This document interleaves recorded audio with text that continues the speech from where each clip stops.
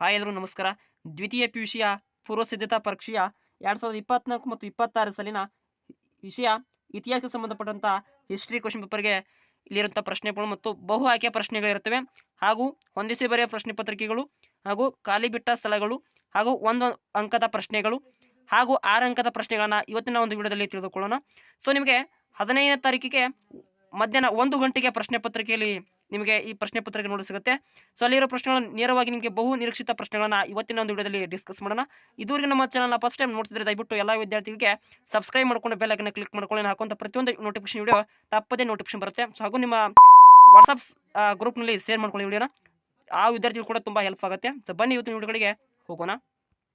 ಭಾಗ ಎ ಅಲ್ಲಿ ಕೊಟ್ಟಿರುವಂಥ ಪ್ರಶ್ನೆಗಳು. ಪ್ರತಿಯೊಂದು ಪ್ರಶ್ನೆಗೆ 5 ಪ್ರಶ್ನೆ ಇರುತ್ತವೆ. ಅಲ್ಲಿ ಪ್ರತಿಯೊಂದು ಪ್ರಶ್ನೆಗೆ 1 ಅಂಕವನ್ನು ಬರೆಯಬೇಕಾಗುತ್ತೆ. 1ನೇ ಪ್ರಶ್ನೆ, ಈ ಕೆಳಗಿನವುಗಳಲ್ಲಿ ಯಾವುದು ಭಾರತದ ಮೇಲೆ ದಾಳಿ ಮಾಡಿದವರಲ್ಲ? ಅದು ಸರಿಯಾದ ಉತ್ತರ ಆಪ್ಷನ್ ಸಿ ಅರಬ್ಬರು ಆಗಿರ್ತಾರೆ.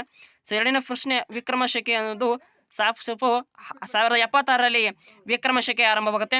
ಸೊ ಮೂರನೇ ಪ್ರಶ್ನೆ ಪುರಂದರ ಒಪ್ಪಂದಕ್ಕೆ ಸಹಿ ಹಾಕಿದವರು ಅಂತ ಇರುತ್ತೆ. ಸರಿಯಾದ ಉತ್ತರ ಶಿವಾಜಿ ಮತ್ತು ಜೈಸಿಂಗ್ ನಡುವೆ ಪುರಂದರ ಒಪ್ಪಂದ ಆಗುತ್ತೆ.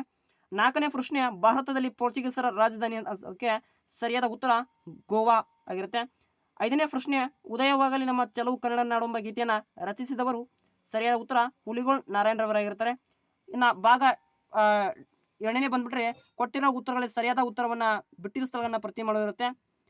ಅಲ್ಲಿ 6ನೇ ಪ್ರಶ್ನೆ, ಸಿಂಧೂ ನಾಗರಿಕತೆಯ ಹಡಗುಕಟ್ಟೆ ಡ್ಯಾಶ್ನಲ್ಲಿ ಪತ್ತೆಯಾಗಿರುತ್ತೆ. ಸರಿಯಾದ ಉತ್ತರ ಲೋಥಲ್ ಎಂಬ ಅಲ್ಲಿ ಪತ್ತೆಯಾಗಿರುತ್ತೆ. 3ನೇ ಬೌದ್ಧ ಮಹಾಸಮ್ಮೇಳನ ನಡೆದ ಸ್ಥಳ ಯಾವುದು ಅಂತ ಕೇಳಿದಲ್ಲಿ ಅಲ್ಲಿ ಪಾಟಲಿಪುತ್ರ ಅಂತ ಎಂಬುದಾಗಿರುತ್ತೆ.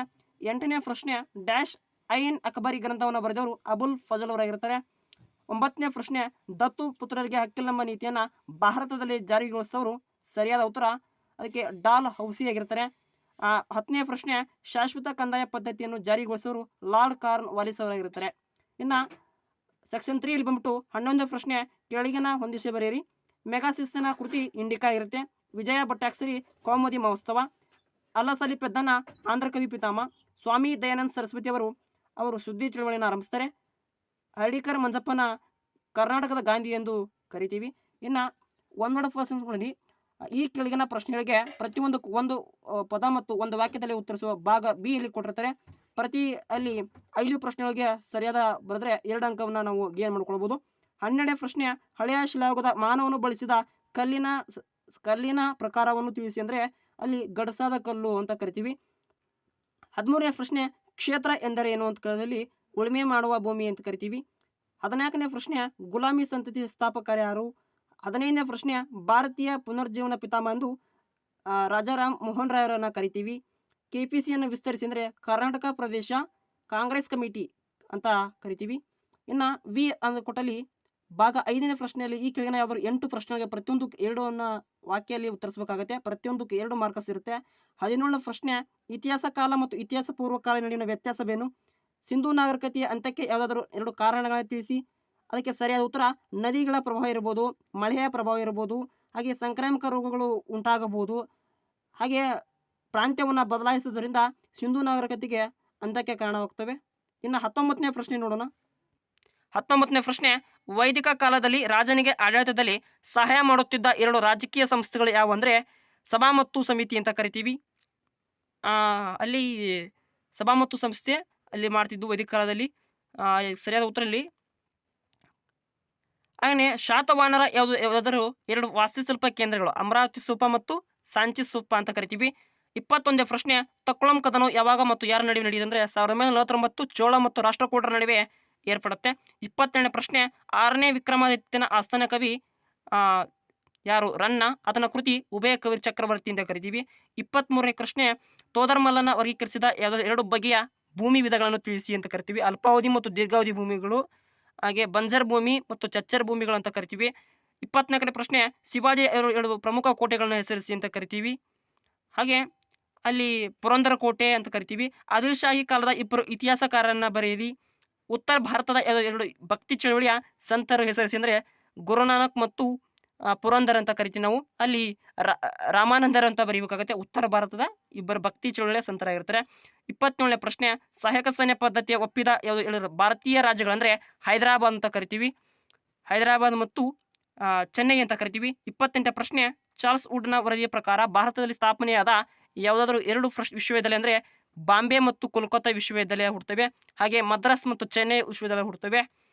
29ನೇ ಪ್ರಶ್ನೆ, ಕರ್ನಾಟಕದ ಏಕೀಕರಣದಲ್ಲಿ ಪ್ರಮುಖ ಪಾತ್ರ ವಹಿಸಿದ ಯಾವುದಾದರೂ 2 ವೃತ್ತಪತ್ರಿಕೆಯನ್ನು ತಿಳಿಸಿ ಅಂದರೆ ಸಂಯುಕ್ತ ಕರ್ನಾಟಕ ಹಾಗೂ ಸಂಯುಕ್ತ ಕರ್ನಾಟಕವು ಅಲ್ಲಿ ಮಂಗಳೂರು ವೃತ್ತಪತ್ರಿಕೆಗಳು ಹುಟ್ಟುತ್ತವೆ. ಸೆಕ್ಷನ್ ವಿ ಅಲ್ಲಿ ಬಂದ್ಬಿಟ್ರೆ ಭಾಗ ಸಿ ಯಲ್ಲಿ ಈ ಕೆಳಗಿನ ಯಾವುದೋ 2 ಪ್ರಶ್ನೆಗಳಿಗೆ ಪ್ರತಿಯೊಂದಕ್ಕೂ 15 ಅಂಕ ಮತ್ತು 20 ವಾಕ್ಯದಲ್ಲಿ ಉತ್ತರಿಸಬೇಕಾಗತ್ತೆ. ಅಲ್ಲಿ 2 ಪ್ರಶ್ನೆ ಬರೆದ್ರೆ ಪ್ರತಿಯೊಂದು ಪ್ರಶ್ನೆಗೆ 5 ಅಂಕ ಬರುತ್ತೆ. ಒಟ್ಟು 10 ಅಂಕಗಳನ್ನ ನೀವು ಗೇನ್ ಮಾಡ್ಕೊಳ್ಬೋದು. 30ನೇ ಪ್ರಶ್ನೆ, ಭಾರತದಲ್ಲಿ ಹೊಸ ಧರ್ಮಗಳ ಉದಯಕ್ಕೆ ಕಾರಣವಾದ ಅಂಶಗಳು ಯಾವುವು ಅಂತ ಅನ್ನೋದು ವೆರಿ ಇಂಪಾರ್ಟೆಂಟ್ ಆಗಿರುತ್ತೆ. ಅದು ಬಹು ಪ್ರಮುಖ ಪಿಕ್ಸ್ ಆಗಿರುವಂಥ ಪ್ರಶ್ನೆ ಆಗಿರುತ್ತೆ. ಹಾಗೆ 31ನೇ ಪ್ರಶ್ನೆ ಕೂಡ ಇಂಪಾರ್ಟೆಂಟ್ ಆಗಿರುತ್ತೆ. ಹೊಯ್ಸಳ ವಾಸ್ತುಶೈಲಿಯ ಪ್ರಮುಖ ಲಕ್ಷಣಗಳನ್ನು ವಿವರಿಸಿ. ಬಸವೇಶ್ವರರ ಸಾಮಾಜಿಕ ಧಾರ್ಮಿಕ ಸುಧಾರಣೆಯನ್ನು ಚರ್ಚಿಸಿ, ಇಂಪಾರ್ಟೆಂಟ್ ಆಗಿರುತ್ತೆ. ಬ್ರಿಟಿಷ್ ಆಡಳಿತ ಭಾರತ ಶಿಕ್ಷಣದ ಮೇಲೆ ಬೀರಿದ ಪರಿಣಾಮವನ್ನು ವಿಶ್ಲೇಷಿಸಿ ಅಂತ ಇರುತ್ತೆ. ಸೊ ಅವು ಕೂಡ ಇಂಪಾರ್ಟೆಂಟ್ ಆಗಿರುತ್ತೆ. ಇನ್ನು ಭಾಗ 7ರಲ್ಲಿ ಬಂದ್ಬಿಟ್ರೆ ಈ ಕೆಳಗಿನ ಯಾವುದಾದ್ರು 2 ಪ್ರಶ್ನೆಗೆ 30ರಿಂದ 40 ವಾಕ್ಯದಲ್ಲಿ ಉತ್ತರಿಸೋ ಪ್ರಶ್ನೆ ದೀರ್ಘಾವಧಿ ಪ್ರಶ್ನೆಗಳಿರ್ತವೆ. ಪ್ರತಿ 2 ಪ್ರಶ್ನೆ ಬರೆದ್ರೆ 10 ಅಂಕ ಒಟ್ಟು 20 ಅಂಕವನ್ನು ಪಡೆದುಕೊಳ್ಳಬಹುದು. ಅಲ್ಲಿ ಇಂಪಾರ್ಟೆಂಟ್ ಪ್ರಶ್ನೆ, ಗುಪ್ತರ ಕಾಲವನ್ನು ಭಾರತ ಇತಿಹಾಸದಲ್ಲಿ ಸುವರ್ಣಯುಗ ಎಂದು ಏಕೆ ಕರೆಯಲಾಗುತ್ತೆ ವಿವರಿಸಿ ಅಂತ ಇರುತ್ತೆ. ಹಾಗೆ ವಿಜಯನಗರ ಸಾಮ್ರಾಜ್ಯದ ಸಾಂಸ್ಕೃತಿಕ ಕೊಡುಗೆಗಳನ್ನು ವಿವರಿಸಿ. ಭಾರತ ಮೊದಲ ಸ್ವತಂತ್ರ ಸಂಗ್ರಾಮಕ್ಕೆ ಕಾರಣ ಮತ್ತು ಪರಿಣಾಮಗಳನ್ನು ವಿವರಿಸಿ. ಭಾರತೀಯ ರಾಷ್ಟ್ರೀಯ ಚಳವಳಿ ಗಾಂಧೀಜಿಯವರ ಪಾತ್ರವನ್ನು ಚರ್ಚಿಸಿ. ಹಾಗೆ 8ನೇ ಭಾಗ ಬಂದರೆ ಈ ಕೆಳಗಿನ ಘಟನೆಗಳನ್ನು ಕಾಲಾನುಕ್ರಮದಲ್ಲಿ ಬರೆಯಿರಿ ಅಂದರೆ ಕ್ರೊನಾಲಜಿಕಲ್ ಆರ್ಡರಲ್ಲಿ ಸ್ಟೆಪ್ ವೈಸನ್ನು ಬರೆಯಬೇಕಾಗುತ್ತೆ. ಸೊ ಇಲ್ಲಿ ಕಳಿಂಗ ಯುದ್ಧ ಯಾವಾಗ ನಡೆಯುತ್ತೆ? 261ರಲ್ಲಿ ನಡೆಯುತ್ತೆ. ಸೊ ಅದು ಪ್ರಥಮವಾಗಿ ಬರುತ್ತೆ. ಎರಡನೇದು 1418ರಲ್ಲಿ ಎರಡನೇ ಆಂಗ್ಲೋ ಮೈಸೂರು ಯುದ್ಧ ನಡೆಯುತ್ತೆ.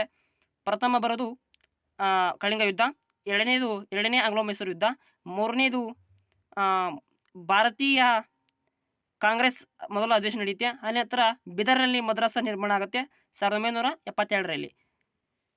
ಇನ್ನು ಭಾಗ 9ರಲ್ಲಿ ಕೊಟ್ಟಿರುವಂತೆ ಸೂಚನೆಗಳಿಗೆ ನೀವು ಭಾಗವನ್ನು ನಕ್ಷೆಯನ್ನು ತೆಗೆದು ಭೂಪಟಗಳನ್ನು ಗುರುತಿಸೋದಾಗಿರುತ್ತೆ.